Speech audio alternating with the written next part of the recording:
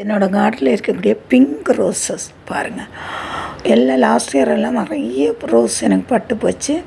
இந்த தடவை ஒரு 5-6 தொட்டியில் இருந்தது. அதை இப்போது அதுலேருந்து பூக்கள் கட் பண்ணும்போதே வர சின்ன சின்ன குச்சி அங்கங்கே நட்டு வச்சு நிறைய க்ரோ பேக்கில் பிங்க் ரோஸ் இருக்குது. ஆனால் அது 2 வாரத்துக்கு முன்னாடி பூக்களோ மொட்டுக்களோ துளிரோ எதுவும் வராமல் வெயிலில் காய்கிற நிலையில் இருந்தது.